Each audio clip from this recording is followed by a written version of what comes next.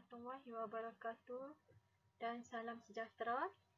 Berjumpa kita pada kali ini untuk belajar bagaimana cara untuk menulis bahagian B, ya, penulisan bahasa Melayu. Okey, cara menjawab bahasa Melayu penulisan 02 bahagian B.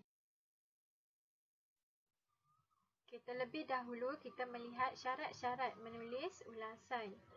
Okey, syarat yang pertama ialah kita mesti menulis ulasan dalam bentuk perenggan. Okey, yang kedua menggunakan penanda wacana. Okey, antara penanda wacana yang perlu kamu tahu untuk ulasan kita ada 5, iaitu A, S, S, D, A.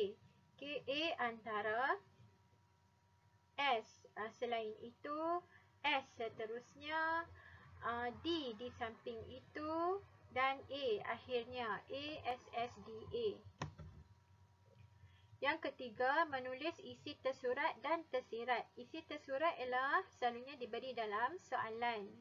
Bila isi tersurat tu, kita mesti tulis ada berapa isi tersurat. Kalau ada 4, kena tulis 4 isi tersurat. Kalau ada 5, kena tulis 5 isi tersurat. Kalau ada 3, kena tulis 3 isi tersurat. Isi tersurat ialah isi yang telah diberi dalam soalan. Isi tersirat ialah isi yang kita kena fikir sama ada contoh ataupun kesan daripada tema ataupun soalan yang diberi. Yang keempat, panjang ulasan antara 50 ke 80 patah perkataan. Kelima, tulisan kemas dan mudah dibaca. Tulisan tu perlu ditulis dengan elok, dengan cantik, dengan kemas. Okey, keenam, untuk mendapatkan markah yang cemerlang, ulasan haruslah tersusun dan menarik. Okey, kalau isi pertama, kedua, ketiga telah diberi, kita nak buat ulasan, kita ikut isi yang telah diberi. Okey, ketujuh, penggunaan ayat yang gramatis. Apa ayat yang gramatis? Ayat yang gramatis ialah ayat yang tersusun dari segi bahasa dan struktur ayat. Okay, syarat yang ke-8, penggunaan pelbagai kata dan kosakata yang luas dan bersesuaian dengan tema. Contoh, penggunaan ejaan dan tanda baca yang betul. Jangan letak titik, sepatutnya letak koma, bila letak titik. Okay, sepatutnya letak titik, letak koma. Okay, ejaan macam tengah hari. Satu perkataan ke dua perkataan? Tengah hari dua perkataan. Sate, macam mana eja sate? S-A-T-E atau S-A-T-A-Y? Jadi, kena eja yang betul, iaitu S-A-T-E, sate. Okay, dalam menulis ulasan, kita akan menggunakan ASSDA, iaitu penanda wacana. Apa tu ASSDA? ASSDA ialah antara, selain itu, seterusnya, di samping itu, dan akhir sekali. Okey, ini ialah penanda wacana. Okey, apa maksud penanda wacana? Penanda wacana ni ialah perkataan ataupun rangkaian perkataan yang berfungsi untuk merangkaikan ayat, untuk melanjutkan sesuatu maklumat. Apa itu ICK? ICK, idea, contoh dan kesan dalam menulis ayat. Idea tu ialah idea utama. Idea utama telah diberi, selalunya ada dalam soalan. Contoh dan kesan kita perlu fikirkan berdasarkan idea tadi. Kemudian kita kena ingat kata bantu. Kata bantu untuk kita menulis ulasan. Okey, harus, hendak, patut, wajar dan perlu. Okey, ada 5 kata bantu. Gambar di bawah menunjukkan pemandangan sungai yang bersih dan tidak tercemar.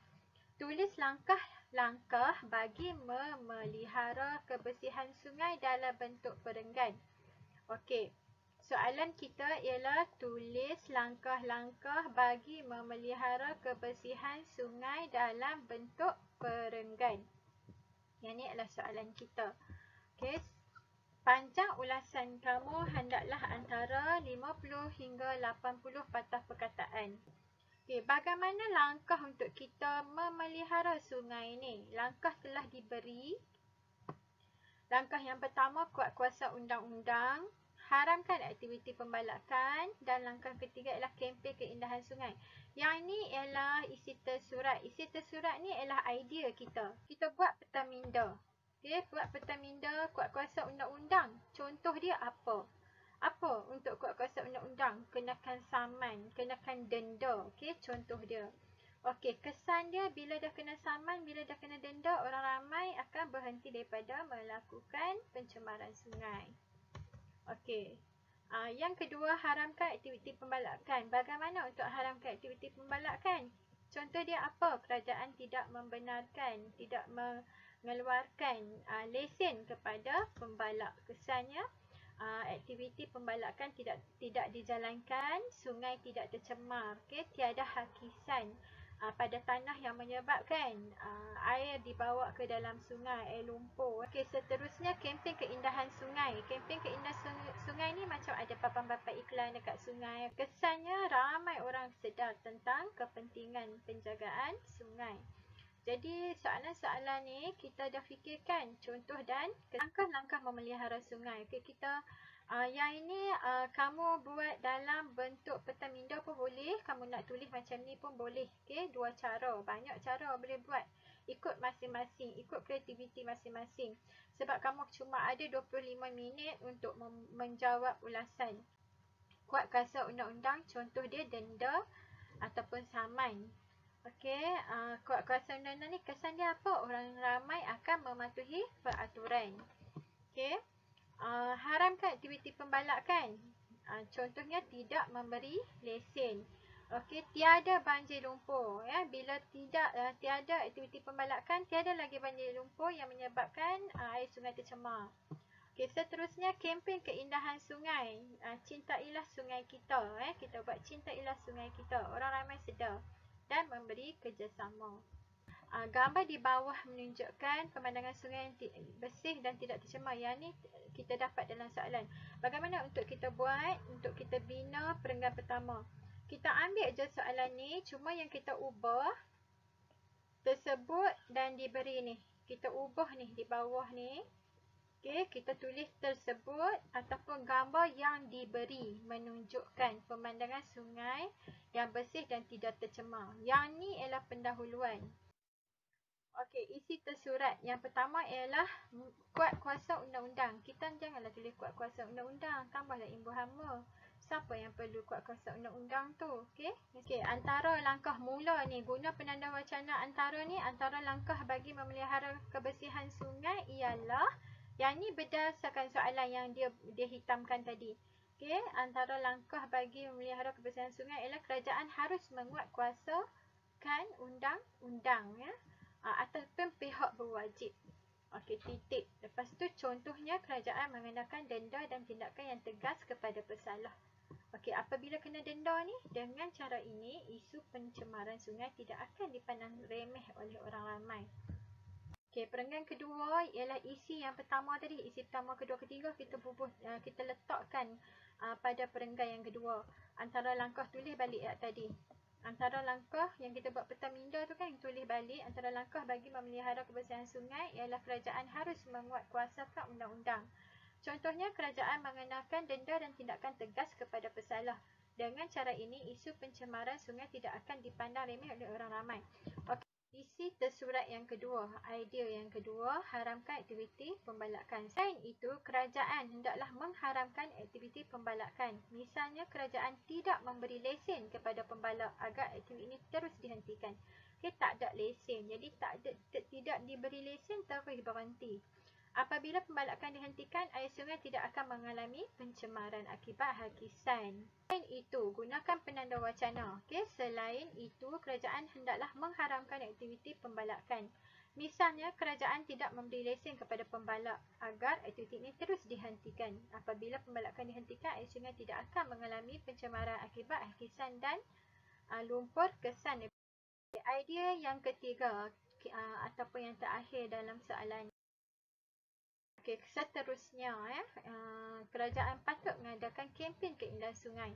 Apa contohnya? Antara kempen yang dijalankan ialah cintailah sungai kita untuk menanam sikap bertanggungjawab dan menyayangi sungai.